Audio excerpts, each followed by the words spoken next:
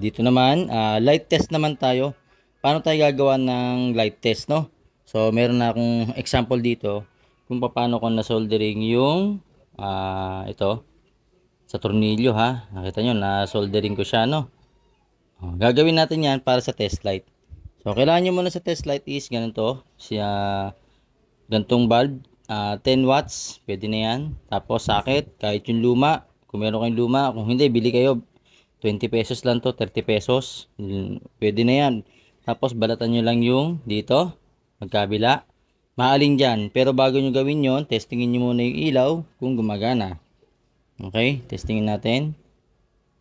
Yun, gumagana siya, no? Yan, baligtaran. Yan, working. So, pag working tong ilaw, so ibig sabihin good siya, pwede nyo nang gamitin tong pang gawa ng test light. So, gagawa tayo ng pang test light na DIY. Kailangan nyo lang ng bakal na ganito. Yan. Yung sa rayos, pwede yun. Kung meron kayong rayos, yan. Hasain nyo lang yung dulo na tumalim katulad nito. Then, make sure malinis na po siya, no?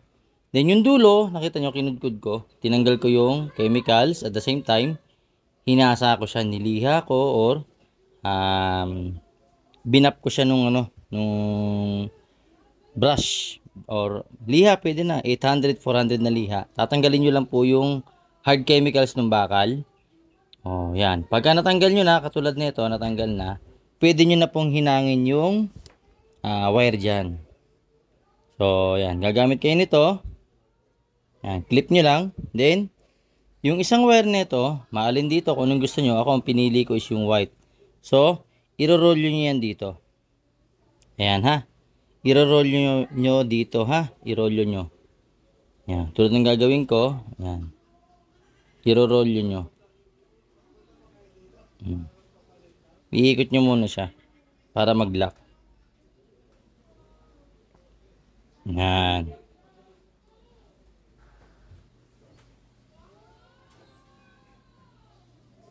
Make sure lang po kakapit, ha. Kasi pag hininang yan, dapat kakapit yan. So, paano natin pakakapitin yun? Yan. So, ayan, ganyan siya. Example na yan. Ngayon, paano natin pakakapitin yan? So, syempre, gagamit tayo ng soldering paste. Ito. Soldering paste ulit. Yun yung importansya ng soldering paste. So, kuha lang kayo ng saktong amount ang gagamitin nyo. Yan. Lagay nyo rito. Yan. I-ready nyo na po siya. Yan. Para makuha nyo yung ganitong style yan. Dumikit sa tornilyo. Ano po? Yan o. Hindi nyo mahatak yan. Ay taltakin mo yan. Hindi mo mahatak. So, ganun gagawin mo rito. Yan. Make sure lang maganda yung soldering nyo. Yan, ang gamit ko lagi ay Rubicon and Ichiban. Maalin sa dalawa. Okay, then soldering dapat mga 60 watts. Mas maganda kung 60 watts. Testingin nyo muna kung okay na yung panghinang. Yan, tulad yan, okay na siya. So, hinangin nyo na po. Yan, tulad ng ginagawa ko.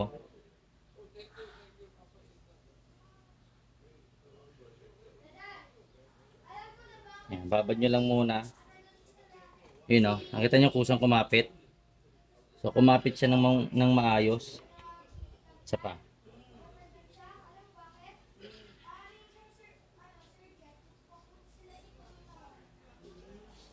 Yan. Yan, okay na. So, pag kumapit na yan, tulad na itong ginawa natin.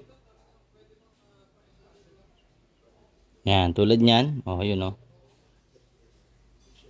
So, nakita nyo hanggang ilalim, kumapit. So, hindi nyo na matatanggal yan. Yan o. Hindi nyo na mahuhugot yan. Okay?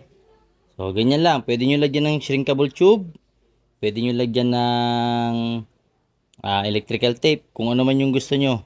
Para makoberan siya, no? So, paano natin malalaman kung good siya? Dapat, meron siyang continuity. So, pwede mo, kung wala kang tester, pwede mo subukan sa ilaw. Ayan. Yun o, gumana. Diba? Kabila, ganun din. Gumana. Okay? So, yun na. Nabuo mo na yung dito. Ngayon, kukubera mo muna to. Kubera mo siya ng electrical tape. Yan. So, ito yung ginagamit kong electrical tape. Automotive to, no? Yung ginagamit ko madalas sa motorsiklo. Yan. Pwede nyo rin ilagyan ng rubber tape. O yung rubber na parang electrical tape siya. Pang kuryente naman yon. Pang malalakas na kuryente yon. O yan. Ito. Yan. Lagyan nyo lang po siya ng saktong application ng electrical tape. Huwag masyadong mahigpit, no? Saktuhan nyo lang. Yan.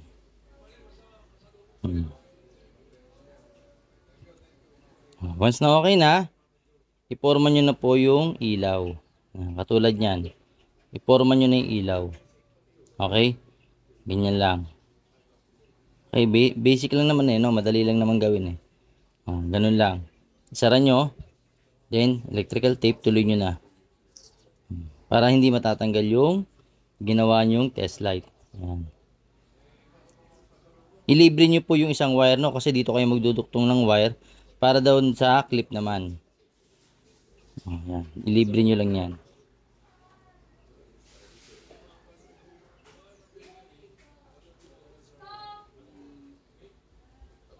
Ayan, ganyan lang.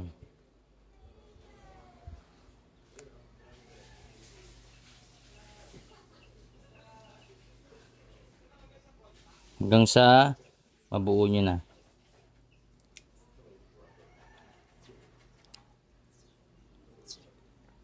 Ayan. Okay na. So, yun na siya. Ito naman, yung iduduktong mo rito, gagawa ka muna ng clip. Katulad ng ginawa kanina. Ito, mas malaki naman ginawa kong clip. No? Mas malaking alligator clip. Nasa 50 pesos to, ang isa.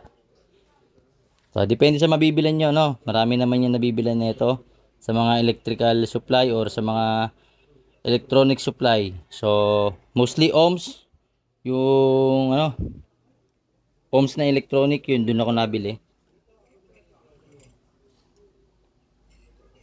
Ngayon, ito, katulad ginawa ko sa test clip, ganun din ang gagawin nyo. Ayan, tulad nyan.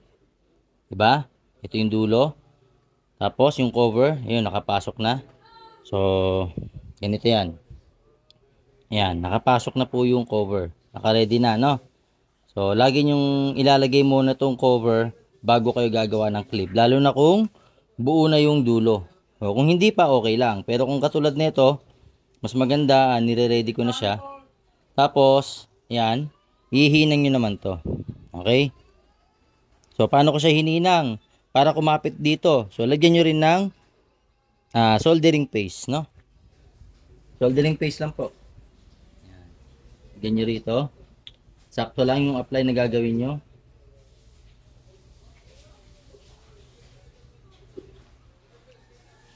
Yan. Pag meron na, pwede nyo na i-soldering yan. Kita ba? Ayan. Masosoldering nyo na yan. Soldering. So, make sure lang makakalapit yung soldering nyo, ha?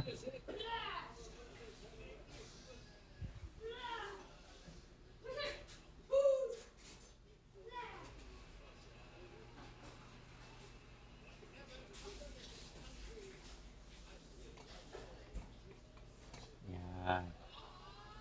Pa.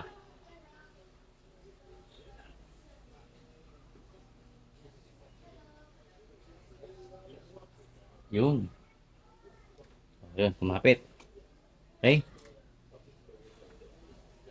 Yan, kumapit na siya, no? Pakita ko lang. Ayan, oh.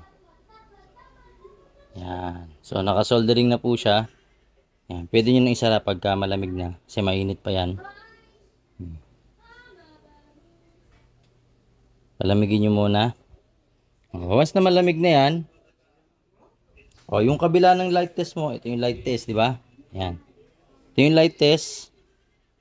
Ito yung ginagawa mo. Pwede mo na iduktong yung wire. Okay? Balatan mo lang to. Make sure lang po maganda yung wire na ginagamit nyo pagka gagamit kayo ng light test. Para ma-prevent natin yung pag-overload ng kuryente. Lalo na pagka mga test. So, ganito lang ako magduktong niya, no? Simple lang. Hindi ko pinagaganda yan kasi pag once na nag-soldering na ako niyan, magiging matibay na yan. Sigurado hindi mo na mahahatak yan. Hindi mo na mapipigtal. Yan, ganyan lang po. Okay? Then, soldering mo na siya.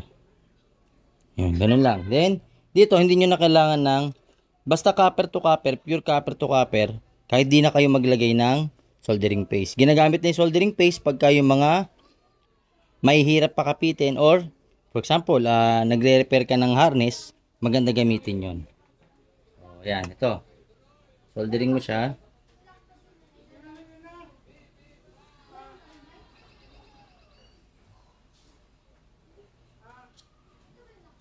Yan. So, ang gamit ko nga pala ay dalawang klase na aking pang soldering. Ito ay Good.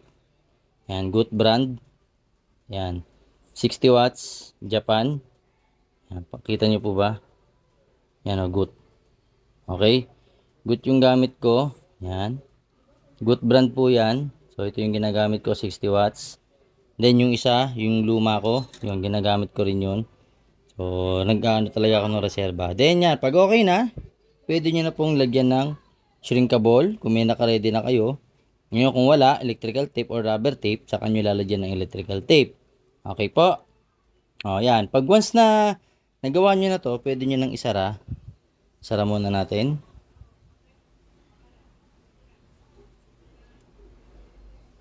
Yan, tulad nito. Sasara ko muna siya.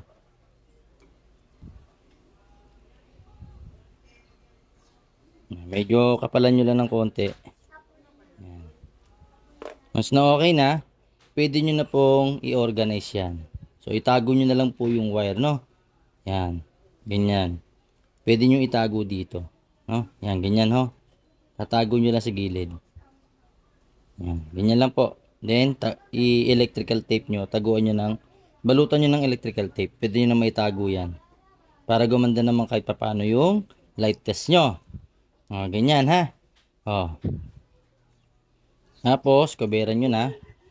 Siyempre, hindi mawawala dyan yung pag-testing. So, kailangan, tetestingin mo siya. Okay? Ngayon, kung medyo may budget ka, pwede mo lagyan ito ng mahabang flexible tube para mas tumibay. Okay? So, yan yung wire. Yan. So, ngayon ito, kakabit ko na. Babalik mo lang yung ano. Mas maganda, meron siyang iniipit tulad nito. Ipitan mo lang. Yan. Para maipasok mo yung cover. Okay? Yun. Then, okay na yan. Yun na siya. Okay? May test clip ka na.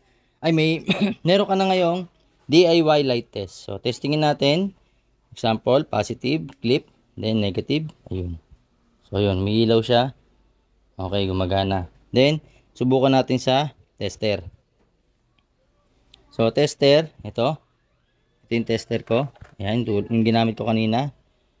Continuity test. Lagyan nyo lang sa continuity. Ayan, continuity.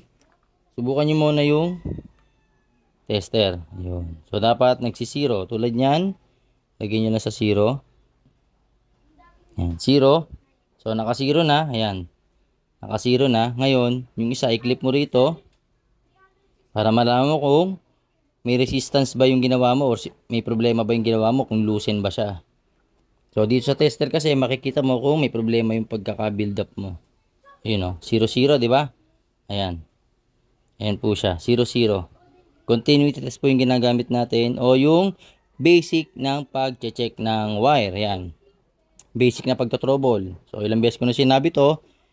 Kasama to pagka nagwa-wiring ka, hindi basta gagawa lang. So, ito pinakita ko sa inyo yung light test. Ayan, buo na siya. So, maganda yung continuity, no? Mas maganda kung analog ang ginagamit nyo kasi pag analog ang ginagamit nyo, mas accurate nyong nakikita yung problema ng wire nyo. Ayan, katulad nito, ayan, mas accurate. Ngayon, kung sanay kayo sa digital, walang problema. Dapat alam nyo maganda rin yung brand na ginagamit nyo. Ito kasi Wheeler, ano to?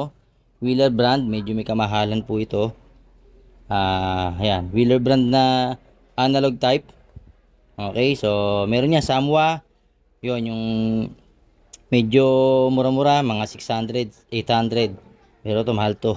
Okay, so O ang ano ko lang doon is kahit ano naman tester o yung analog tester o digital pa man yan, importante meron kayong pang basic testing, no? Kung hindi nyo pa alam gamitin to, aralin nyo po, napakadali lang po gamitin ito. May manual naman po yan pag binibili. Mas maganda, nagagamit nyo ng tama yung tester, no? So, ayan, so okay na siya, accurate na. At tapos na yung ating light test. Okay po, so ayan, nakita nyo kung paano ko binild up yung light test natin, tulad nyan. Ayan, kabilaan po yan, kahit saan nyo gamitin yan, ayan. Magagamit nyo na maayos. Okay, so ayan. Hindi ho yan magkakaroon ng problema pagka gumagamit kayo ng light test. Kasi mas safe itong gamitin pagka nakakabit ang battery. Okay, pagka nagto-troubleshoot kayo ng inyong mga harness, ng inyong mga socket wire, mache-check nyo rito. Okay po? Ganun lang. So sana makakatulong sa inyo to sa mga nagdi-DIY na po. Yan. Binigyan ko na kayo ng halimbawa. Napakamura lang. Siguro hindi ka pa abot ng 100 pesos dito. Makakagawa ka na nito. Or pagpalagay mo 100 pesos na abutin mo kasama yung wire, pati yung clip, pati yung socket at bulb. Okay? So ganyan lang po. At sana nakatulong ito. Maraming salamat po. JGA Humble Works at your service po ulit.